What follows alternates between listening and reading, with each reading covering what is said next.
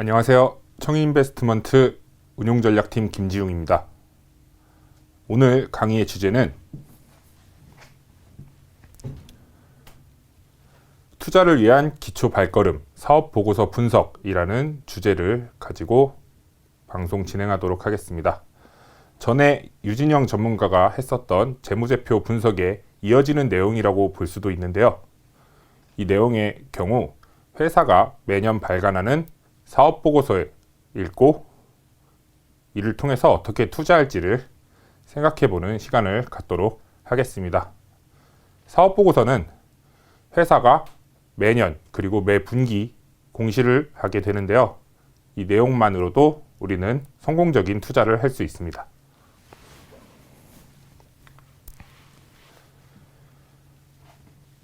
강의의 목적입니다. 첫 번째, 나는 내가 투자하고자 하는 회사에 대해서 얼마나 알고 있는지,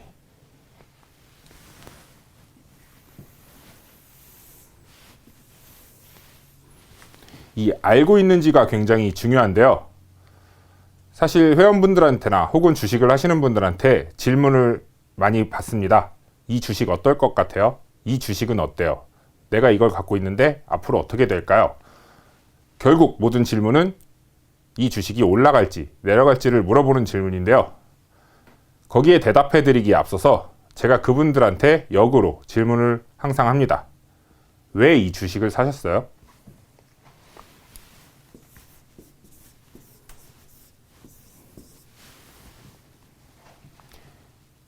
왜 주식을 샀는지를 제가 항상 물어보는 이유는 주식을 산다는 것은 결국 미래에 대한 예측성을 띠고 있기 때문에 우리는 항상 내 예측이 맞았는지 틀렸는지에 대해서 의심을 하게 합니다.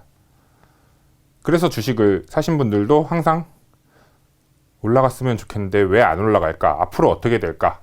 이 불확실함에 대해서 고민을 하시게 되는 거거든요. 그래서 근데 왜 샀냐고 회원분들이나 주식을 사신 분들에게 물어보면 보통의 대답들은 친구나 지인이 좋다고 추천을 해줘서, 아니면 잘 올라가고 있으니까 더 올라갈 것 같아서 샀어요, 아니면은 너무 많이 빠졌으니까 다시 올라오지 않을까요? 라는 막연한 추측만을 가지고 매수를 하시는 경우가 굉장히 많습니다. 그런 건 사실 올바른 투자 방법이라고 볼 수는 없죠. 동전을 던져서 앞면이 나올지 뒷면이 나올지에 대한 걸 가지고 우리는 투자라고 부르지 않습니다. 우리는 알고 있어야 합니다. 그래야 투자가 될 수 있겠죠.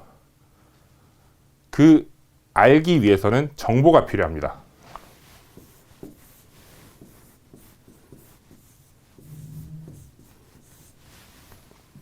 그래서 아까 말씀드렸던 친구나 지인이 좋다고 해서 라는 말을 들었을 때 우리는 그거를 정보라고 생각하게 되죠.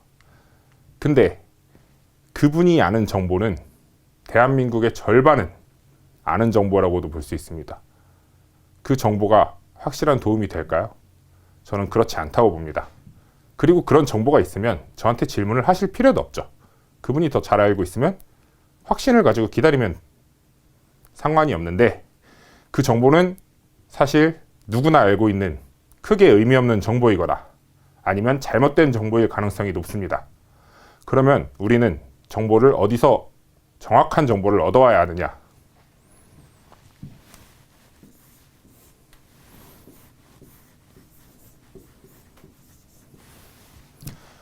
데이터입니다. 숫자나 단편적인 데이터를 가지고서 그 데이터를 기반으로 해서 쓸모있는 정보, 여기서는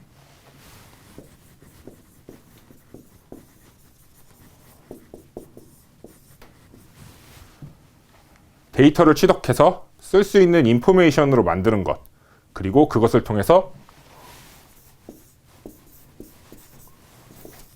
인베스트먼트, 투자를 할 수 있습니다. 그리고 그 기본적인 데이터들은 바로 사업보고서를 통해서 확인이 가능합니다.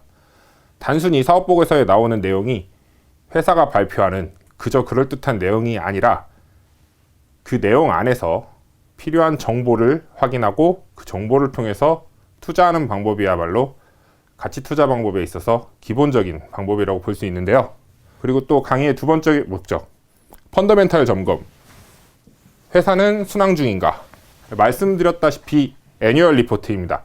매년 나오고 매 분기 3월, 6월, 9월, 12월에 나누어서 공시를 하게 되는데, 우리가 투자를 할 때 맨 처음에 한번 이 회사가 어떤 이유로 좋을 것 같아 하고 투자를 해서 그대로 두면 3년, 5년 이렇게 영원히 그 회사가 유지되는 건 아니죠.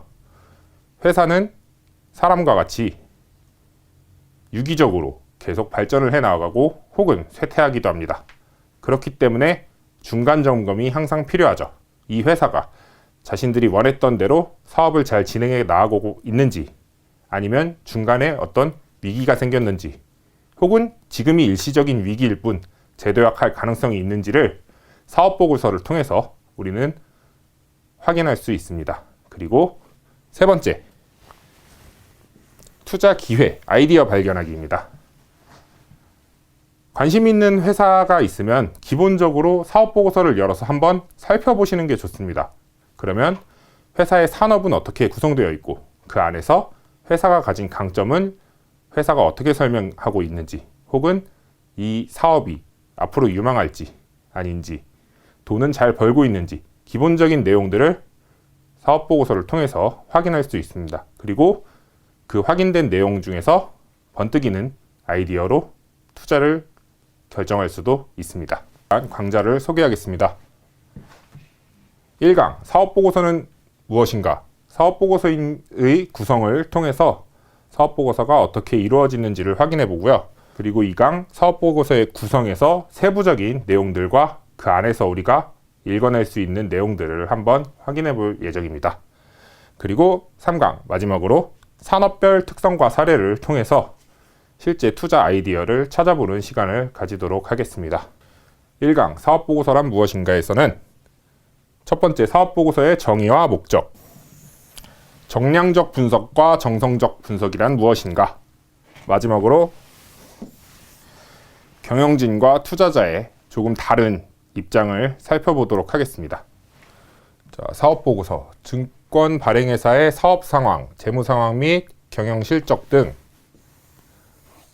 기업 내용을 일반 투자자들에게 정기적으로 공개함으로써 합리적인 투자 판단 자료를 제공하고 증권시장에서 공정한 가격 형성이 이루어지도록 하여 공정거래 질서를 확립하고 투자자를 보호하기 위한 제도입니다.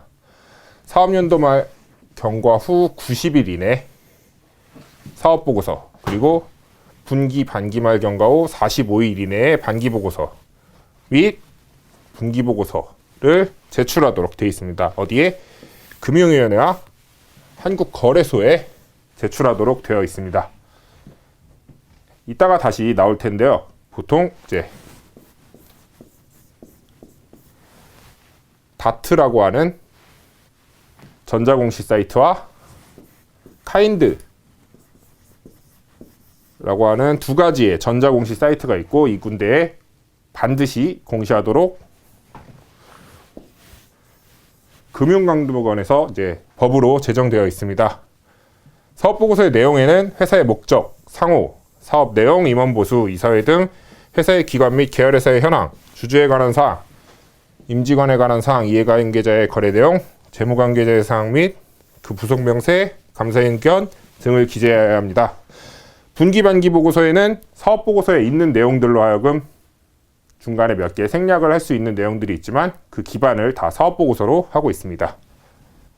이 페이지는 방금 말씀드린 부분에 대한 법률적인 뒷받침입니다. 줄여서 자통법이라고 하는데요. 자본시장과 금융투자에 관한 법률입니다.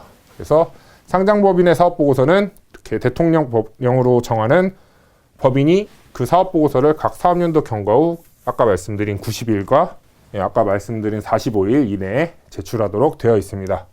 두 번째 장은 정량적 분석과 정성적 분석입니다.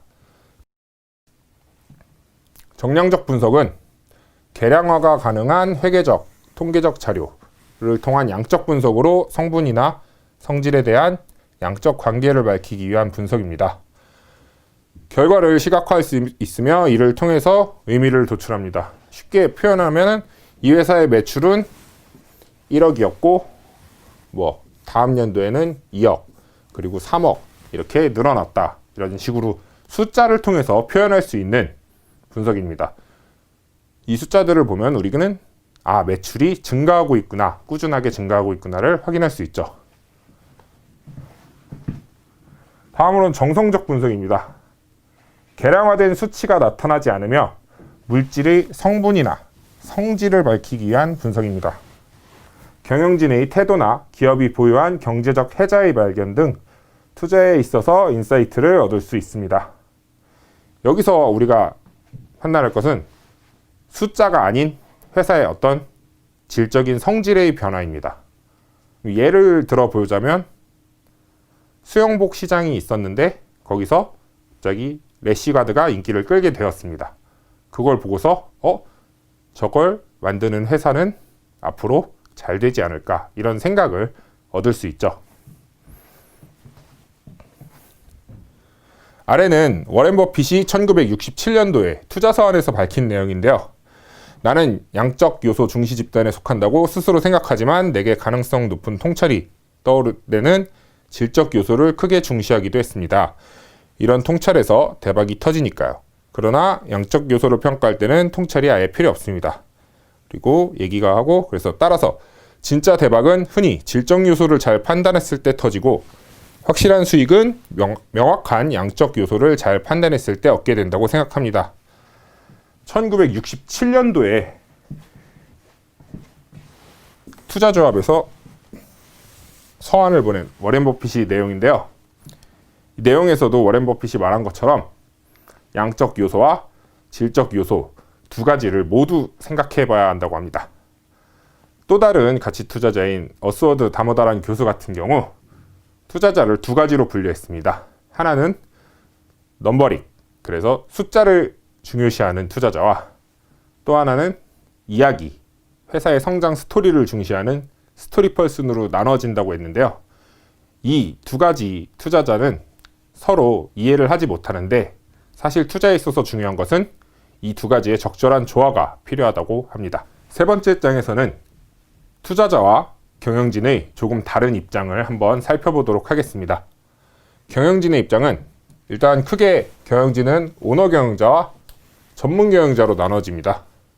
오너 경영자의 경우 회사를 자신의 분신처럼 생각하는 경우가 많고 그만큼 회사에 대한 책임감도 높게 나타날 수 있으나 회사를 100% 자신의 소유물로 생각하여 여러 가지 문제가 발생할 수 있다.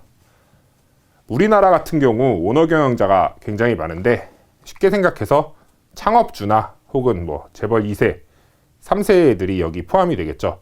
회사를 자신이 일구었고 혹은 자신이 물려받았기 때문에 자기 것이라고 생각하는 경우가 많습니다. 실제로 주식회사의 경우는 주식의 보유 지분만큼을 소유하게 되는데 오너 경영자의 경우는 내가 만들었으니 내 회사야 라는 생각을 갖고 있죠.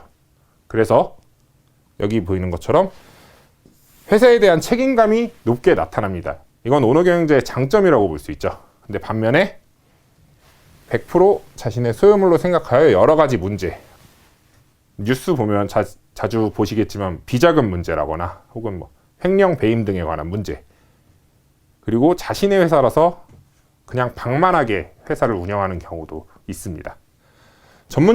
전문 경영자의 경우 전문적인 지식과 경영 노하우를 갖추고 있으나 기업 및 주주 가치의 증대보다는 정해진 임기 내의 실적에만 집중하여 주인, 대리인 문제가 발생할 가능성이 있다. 전문 경영자는 뽑히기 위해서는 충분히 그만한 배경이 있어야겠죠. 경영 노하우를 갖고 있기 때문에 회사의 경영을 더 잘할 가능성이 높습니다. 만약에 못한다면 임기가 끝나고 나서 교체하면 되죠. 그런데 이렇게 임기가 정해져 있고 교체가 시기가 도래하기 때문에 전문 경영자의 입장에서는 자신이 재선임되려면 실적을 좋게 만들어야 할 필요가 있습니다. 장기적인 관점에서 회사의 성장을 위해서는 조금 더 준비를 할 시간이 필요할지도 모르는데 전문 경영자의 목표는 단기 내에 성과에만 집중해서 일단은 재임이 목표가 될 수 있는 경우가 생깁니다. 이 경우 이제 주주와 이해가치가 서로 상충하게 되죠. 올바른 경영자는 주가 상승의 목표가 아닌 기업 가치의 상승을 목표로 합니다. 반대로 투자자의 입장을 한번 살펴보겠습니다. 투자자에 따라서 주식의 보유 목적, 기간 등이 상이하다. 투자자는 이제 여러분이 생각하는 것과 달리 보통 개인, 기관, 외인 뭐 이런 식으로만 생각을 하고 그 다음에 뭐 세력이 있다 이렇게 보통 표현을 하고는 하는데 사실 개인도 그렇고 기관도 그렇고 외국인도 그렇고 세력도 마찬가지로 누구 하나가 아니죠. 다양한 정말 아주 많은 시장 참가자들이 있기 때문에 각자의 보유 목적이 다르고 기간도 상이합니다. 저는 오늘 사서 오늘 안에 팔 생각입니다. 데이 트레이더도 있을 수 있고요. 나는 한 2, 3주 정도의 시세 차익만 노리겠어라고 하는 스윙 투자자도 있습니다. 그리고 이 회사는 앞으로 잘 될 거야. 나는 믿고 가겠어라고 하는 6개월 혹은 몇 년 단위의 포지션 플레이어, 장기 투자하시는 분들도 있고 보유 목적도 단순히 시세 차익을 위해서 잠깐 가지고 계시는 분들도 있고 혹은 회사를 믿으니까 내가 주주로서 지분을 갖겠어라고 생각하는 분들도 있고 최근에 행동주의 펀드가 대두되면서 뭐 지분을 보유하고 보유 지분을 바탕으로 이사회에도 참여하고 내가 회사를 조금 바꿔보겠어. 조금만 바꾸면 이 회사는 좋아질 수가 있어. 이렇게 생각하는 다양한 목적들이 있습니다. 또 기본적으로 투자자는 회사의 성장과 더불어 배당 및 주가 상승을 통한 수익 창출을 목표로 합니다. 하지만 단기 투자자의 경우는 시세 차익을 목적으로 하기도 하죠. 회사의 성장, 이 부분이 중요한데요. 단기 투자의 경우는 사실 회사의 성장이 크게 중요하지 않습니다.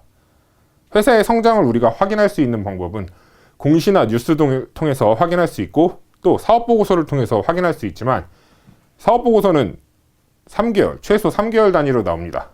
주가는 매일 변화하죠. 근데 그러면은 매일 변화하는 주가에 맞춰서 기업 가치도 매일 변하는 것일까요? 그렇지는 않습니다. 회사는 그냥 묵묵히 자기 할 일을 하는데 주가는 매일 바뀝니다. 왜 그럴까요? 그것은 그 회사를 바라보는 사람들의 시각이 다르고 그때마다 회사에 대한 가격이 다르게 매겨지기 때문입니다. 그런 사람들에게는 사실 회사가 앞으로 어떻게 될지보다 사람들이 앞으로 회사를 어떻게 생각할지가 더 중요하겠죠. 다음으로 주인, 대리인 문제입니다. 아까 말씀드렸던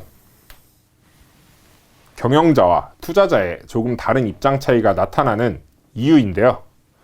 정보의 비대칭성, 감시의 불안정성에서 비롯하고 주인 대리인 관계는 위임 관계에서 기초합니다. 나는 이 회사에 투자를 했기 때문에 주식을 사고 주주가 되었습니다. 그럼 일정 부분만큼 나는 이 회사를 소유하고 있습니다. 하지만 내가 주식을 소유한다고 해서 내가 이 회사의 경영을 하지는 않습니다. 경영은 경영자가 하게 되죠. 근데 경영자는 투자자와 생각이 조금 다를 수 있습니다. 생각이 다른 경영자가 회사가 아닌 자신의 이익을 위해 행동할 때 주로 발생하게 됩니다. 장기적인 관점에서 회사는 이런 식으로 사업을 운영해야 되지만 내 개인의 사익을 위해서 다르게 행동하는 경영인을 많이 보셨을 겁니다. 가장 간단한 사례가 회사의 비자금을 조성한다거나 이런 식으로요. 그래서 대리인 문제가 많이 발생하게 되는데 이 부분의 해결을 하기 위해서 정부는 회사들이 공시를 하게 하고 이사회를 구성하게 하고 또 대주주를 두어서 대주주가 경영진을 감시할 수 있게 이런 여러 가지 방식을 통해서 회사의 주주들을 보호하고자 합니다. 스톡옵션 같은 경우도 하나의 사례가 될 수 있는데 이 스톡옵션이란 회사의 봉급을 일정 부분 주식으로 받게 하는 제도입니다. 그로 인하여 경영자도 일종의 투자자가 되고, 투자자와 그러면 주식을 같이 갖고 있는 사이가 되기 때문에 목표가 어느 정도 일치된다고 볼 수 있습니다. 좋은 제도인데요. 밑에 해결 방안에서 스톡옵션도 하나의 방안이 될 수는 있는데, 여기다가 제가 물음표를 붙여놨죠. 이게 완벽한 해결책이라고 보기에는 사실 좀 어려운 부분도 있습니다. 정말로 그 회사가 좋으면 월급 받고 그 돈으로 그 회사 주식을 사면 돼요. 사고 공시하고. 근데 스톡옵션으로 주면 훨씬 더 싼 가격에 받아갈 수가 있어요. 그래서 대주주가 이제 주식을 매각하는데 매입가를 보면은 우리와는 전혀 다른 매입가가 나오는 경우도 있어요. 그런 경우는 이제 스톡옵션이 제 기능을 했다기보다는 오히려 반대로 경영자가 사익적인 목적을 가지고서 회사의 돈을 빼돌리는 형태가 될 수도 있기 때문에, 단순히 이 회사는 스톡옵션을 많이 주는 회사라고 해서 좋은 회사라고 생각하시면 안 될 것 같습니다. 지금까지 1강 사업보고서의 구성과 우리가 사업보고서를 보는 목적, 그리고 투자를 어떻게 해야 되는지에 대해서 간략히 알아보는 시간을 가졌었고요. 2강부터는 사업보고서 구성에서 세부 내용들을 하나씩 살펴볼 예정입니다. 지금까지 청인인베스트먼트 운용전략팀 김지웅이었습니다. 감사합니다.